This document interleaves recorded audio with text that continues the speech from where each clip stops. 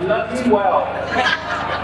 How appropriate, how apt that we should stand here today next to the Bank of England in one of the global bellies of the beast, the City of London financial district, the Square Mile. And how apt too that we gather here today in this belly of the beast. While in other parts of this city, millions come together to pay homage and exalt a very symbol of their oppression and enslavement.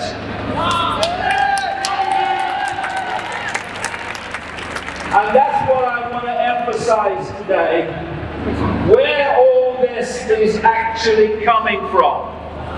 Where COVID came from, the jab came from, human-caused global warming nonsense has come from, the Ukraine narrative, and now the eulogization by so many millions of a royal family that is the head of state only because of who had sex with who within one family. It is nonsensical. It is an expression of the very hierarchy so run from places like this that has held humanity in servitude for known human history.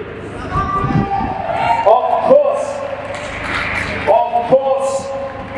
the demonic faces on these banners must face justice for their mega crimes against humanity. And we must not rest until they do so. Hancock, Whitty, and all of them.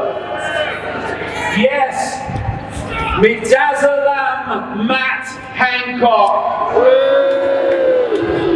still at large, a man who oversaw the mass murder of the elderly in the spring of 2020 with an end-of-life drug called Midazolam, who then called it the first wave of COVID when it was the first wave of democide, murder, mass murder by the state.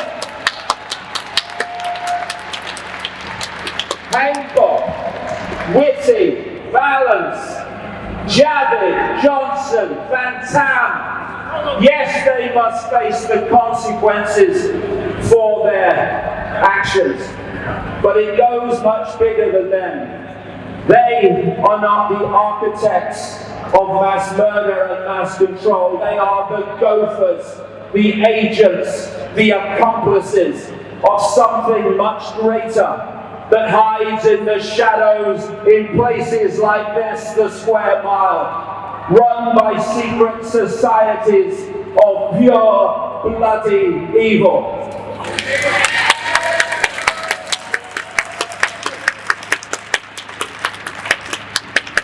And I say this to the police forces of these lands. It is to your shame in extremis that you have stood by and continue to stand by while your fellow humans are murdered. And not only that, you then protect and keep from justice the very people who are doing the murdering, while at the same time you abuse, seek to silence and marginalize those with the moral courage and the awareness to challenge the murder and expose the murder. You in uniform are not there primarily to protect the people. That is a myth. You are there to protect those from whom the people need protecting.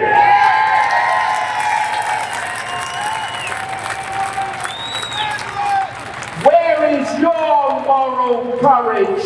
Where is your self-respect? Where is your awareness of what you do? But we can talk about the oil rags of this tyranny.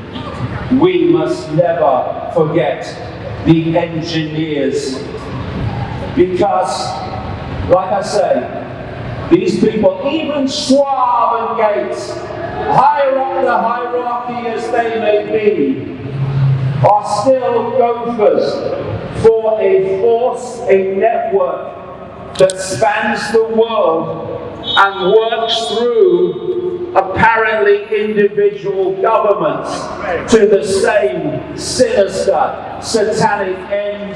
And places like this is where they operate from.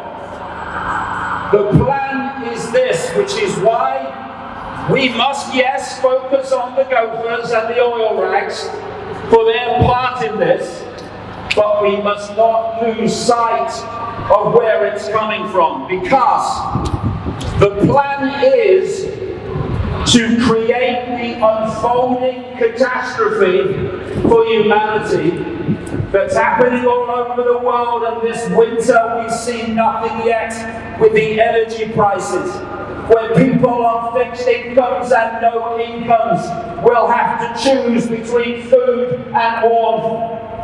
I wonder if Charlie Boy will be doing that. So the idea, as it started with lockdown and continues now with the destruction of the economy through the massive increases in energy and fuel, the idea is for people in individual countries, quote, to blame their governments and their cult gophers in government for everything. Because the idea then is, having dismantled our lives and our ability to put food on the table and warmth in our homes, that the other level of the cult, via its corporations, its banks, yes, and its politicians, political people who are controlled by them, to come forward and say, look at the mess that governments have made of your lives. But we are now going to step forward, we, the corporations, the banks, the billionaires of the cult, to save you from what your governments have imposed upon you. When those same people from the background have been orchestrating the catastrophe via those governments and gophers in government. It is a mind trick that they are seeking to play. It's in their bloody documents, and we mustn't buy it. We must see the gophers' responsibility, but we must also see where it is coming from. And so yes, they must face the consequences. But we must understand the game that is playing us and cease to take part. And there's another mind trick that we must always be aware of. And that is that we are manipulated in our anger, in our fury of what is being done. to become what we oppose. What we fight, we become. The world over, the history over, you see the evidence constantly of people challenging tyranny and then becoming the architects of tyranny by succumbing to the same mentality, the same methodology of those they oppose. We have to go in another direction. You do not eliminate the low ground by fighting on it. You eliminate the low ground by ceasing to cooperate with it. By building something better and refusing to cooperate with anything else. Because the most powerful word in the English language or any other language is and has always been. It is the word that has ended every tyranny in history, and ultimately it will end this one. And that word, of course, is no, no, no!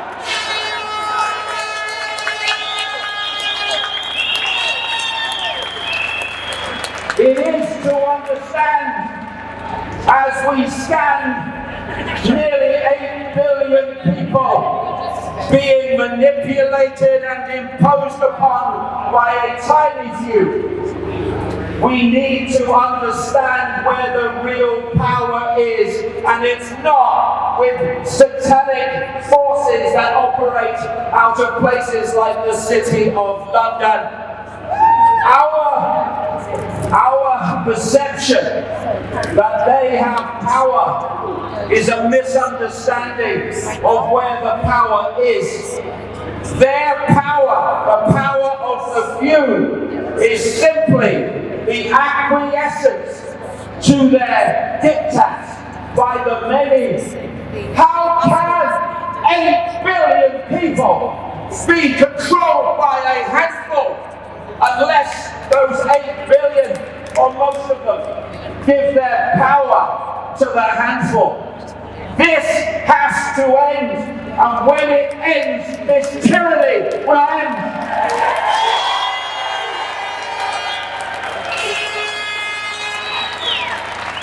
People who say, what's the solution?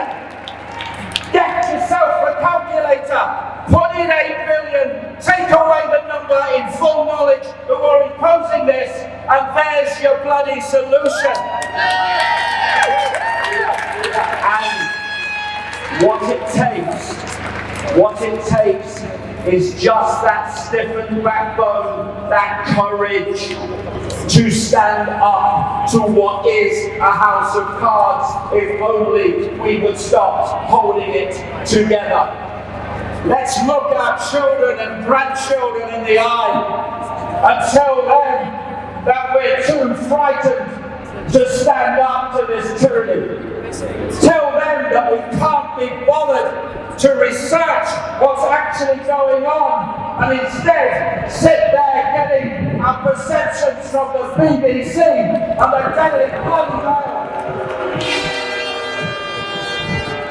This is the time for humanity to take responsibility for its world, to stop pointing the finger and saying it's them. No, it's us. It's always been us.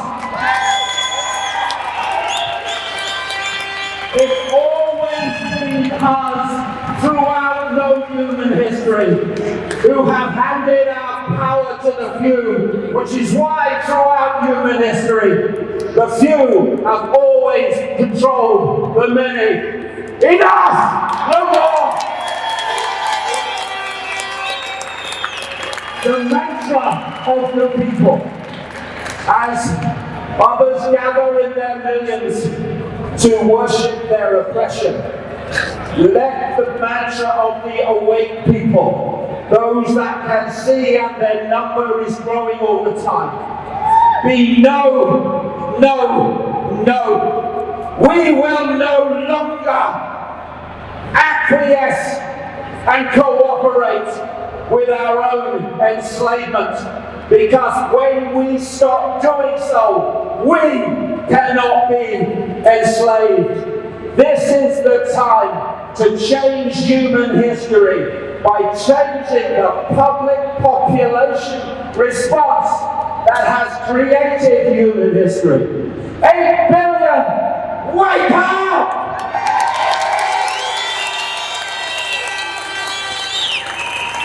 Wake up! And when we do, this tyranny not only will be over, it will be impossible for it to maintain its power. Because its power is our power. We give it to them. It's time, my God, is long past the time to take it back. Thank you very much.